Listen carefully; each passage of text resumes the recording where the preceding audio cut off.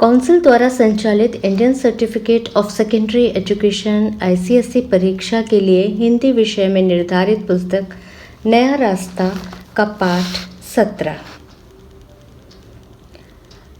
आशा के विवाह को 5 महीने हो चुके थे। इस बीच माँ के कई पत्र मीनू के पास आए। उनके हर पत्र से यही आभास होता था कि वे दोनों बेटियों के बिना कितनी अकेली सी रह गई थीं। जिस समय भी माँ या पिताजी का कोई पत्र उसके पास आता, उस समय उसका हृदय व्याकुल हो उठता। उसे घर जाने की बेचैनी होने लगती, परंतु माँ सदैव उसे अपने पत्र में यही शिक्षा देती थी कि उसे लगन से पढ़कर अपने पाँव पर खड़ा होना है। आज ही मीनू के नाम माँ का पत्र आया है। मीनू माँ के पत्र को पाकर बहुत प्रसन्न थी। जैसे ही मीनू ने पत्र खोलकर पढ़ना शुरू किया, उसके हृदय में माँ के प्रति श्रद्धा उमड़ पड़ी। माँ के लिखे एक एक शब्द में कितना प्यार झलक रहा था। अभी मीनू पत्र पढ़कर रख ही रही थी कि इतने में नीलिमा के पति सुरेंद्र जी ने कमरे में प्रवेश किया। उन्हें देखकर मीनू आश्चर्यचकित रह गई। सुरेंद्र जी आज उसके पास कैसे आ गए, और वह भी अकेले? मीनू ने उन्हें कुर्सी पर बैठाया और नीलिमा के ना आने का कारण पूछा। सुरेंद्र जी ने बताया, नीलिमा आजकल पूर्ण आराम में है। मीनू ने आश्चर्यचकित होकर पूछा, क्यों, क्या हुआ नीलिमा को? सुरेंद्र जी मुस्कुराते हुए बोले, हुआ कुछ नहीं है, उसने पुत्र को जन्म दिया है। यह तो बहुत प्रसन्नता की बात है। सुरेंद्र जी अपने बैग से एक कार्ड निकालकर मीनू के हाथ में थमा दिए और बोले, मीनू, परसों हमारे बेटे का नामकरण संस्कार है, तुम्हें अवश्य आना है। नीलिमा ने तुम्हें विशेष रूप से आने के लिए कहा है। हाँ, क्यों नहीं, मैं अवश्य आऊँगी। सुरेंद्र जी के जाने के बाद मीनू उस कार्ड को उठाकर देखने लगी। उसे लगा कि नीलिमा कितनी भाग्यशाली है। सुंदर व चाहने वाला पति मिला, साथ ही उसे एक पुत्र की मां बनने का सौभाग्य भी प्राप्त हुआ। जिस दिन नामकरण संस्कार था, उस दिन मीनू को कॉलेज से छुट्टी लेनी पड़ी, क्योंकि उसे बाजार से नन्हे बालक के लिए कुछ उपहार भी खरीदने थे। उपहार खरीदकर वो सीधे नीलिमा के घर पहुंच गई। मीनू को देखकर नीलिमा बहुत प्रसन्न हुई। दोनों अपनी अपनी बातें करने में ऐसी तल्लीन हो गई मानो वर्षों बाद मिल रही हों। नीलिमा ने अपने माँ बनने के सभी अनुभव मीनू को सुनाए। मीनू चुपचाप बैठी बातें कर रही थी कि उसी बीच सुरेंद्र जी के कुछ मित्रों ने कमरे में प्रवेश किया। उनमें एक अमित भी था। अमित सुरेंद्र जी का घनिष्ठ मित्र था। अमित ने नीलिमा से पूछा, भाभी, सुरेंद्र कहाँ है? अमित भैया, वे बाहर ही काम में व्यस्त हैं। अमित का नाम सुनते ही दरवाजे की ओर पीठ किए बैठी मीनू ने मुड़कर देखा तो वह आश्चर्यचकित रह गई। अरे, ये तो वही अमित है। बाजार में उस दुकान से तो वह झटपट निकल भागी थी, परंतु अब घर से कहाँ जाएगी? मीनू जब भी अमित को देखती, उसके मन में अजीब सी घृणा उत्पन्न हो जाती। अमित व उसके सभी मित्र वहां से जा चुके थे, परंतु मीनू अभी भी सोच में डूबी हुई थी।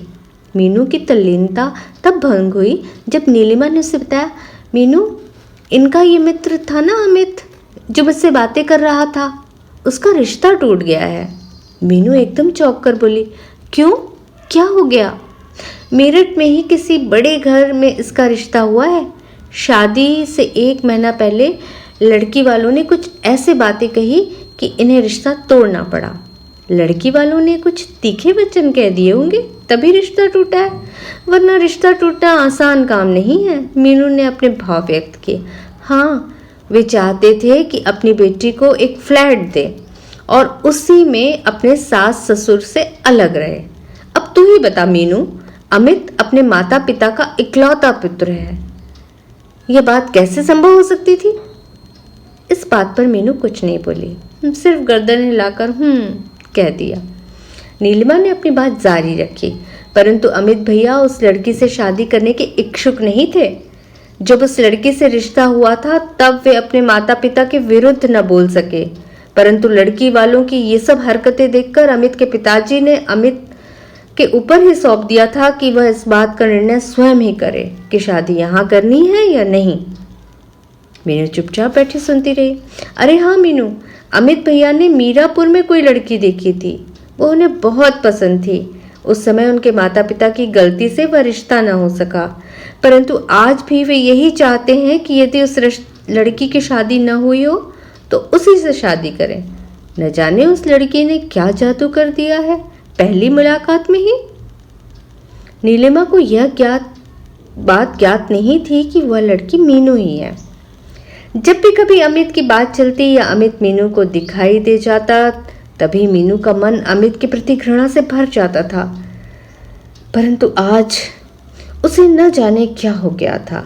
अमित की बातें चल रही थी तो उसे बुरा नहीं लग रहा था। तभी सुरेंद्र जी ने समाचार दिया कि मेहमान आने शुरू हो गए हैं। बहुत बड़ी संख्या में मेहमान उस नन्हे बालक को आशीर्वाद देने आए और सभी कार्य ठीक प्रकार से संपन्न हो गया। रात्रि के 9 बज चुके थे। मीनू को अब हॉस्टल पहुंचने की जल्दी थी।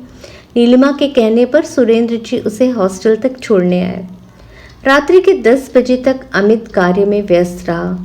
उसके बाद जब वह नीलिमा के पास आया तो मीनू वहां न दिखाई दी। उसने सोचा कि कार्य समाप्त हो जाने पर ही वह कुछ समय बैठकर मीनू से बातें करेगा, परंतु आज भी वह दुर्भाग्यवश मीनू को अपने हृदय की बात न बता सका। अमित के हृदय में उत्सुकता थी मीनू के बारे में कुछ जानने की, कुछ समझने की। उसने सोचा कि क्यों न नीलिमा भाभी से उसके बारे में जानकारी ली जाए। अमित कई घंटे तक कार्य करके थक चुका था। थोड़ी देर के लिए वह भाभी के पास आराम कुर्सी में बैठ गया। 2 मिनट तक आंखें मूंदकर वह कुर्सी पर बैठा रहा। फिर नीलिमा से बोला, भाभी आपकी सहेली कहाँ गई? भैया वह तो हॉस्टल चली गई। इतनी रात में अकेले चली गई? नहीं, सुरेंद्र जी छोड़ने गए थे उसे। वह क्या पढ़ रही है आजकल? अमित ने आगे बात बढ़ाते हुए कहा, वकालत कर रही है। 1.5 वर्ष पहले मेरठ के किसी लड़के ने इसे देखकर रिश्ता नामंजूर कर दिया था, तभी से यह निराश हो गई है। अब उसमें पढ़ लिखकर अपने पांव पर खड़े होने की लगन उत्पन्न हो गई है, जिससे वह समाज में ऊंचा सिर करके रह सके। नीलिमा के मुंह से यह शब्द सुनकर अमित को आत्मग्लानि होने लगी। उसे लगा कि उसने मीनू के हृदय को पीड़ा पहुंचाई है। उसी के कारण मीनू जीवन में इतनी निराश हो चुकी है। अमित ने नीलिमा को नहीं बताया कि अमित ही वह लड़का है जिसने मीनू के दिल को ठेस पहुंचाई है। अब उसे वहां एक पल बैठना भी मुश्किल लगा, इसलिए वहां से उठ खड़ा हुआ और जाने लगा। तभी नीलिमा ने कहा, भैया बैठ जाओ ना, अभी से कहाँ चल दिए? अमित कुछ उदास स्वर में बोला, भाभी अब मैं घर चलता हूँ, काफ़ी रात हो चुकी है। रास्ते भर अमित के मस्तिष्क में मीनू का वह मासूम चेहरा घूमता रहा, जिसने प्रथम मुलाकात में ही अमित का दिल मोह लिया था।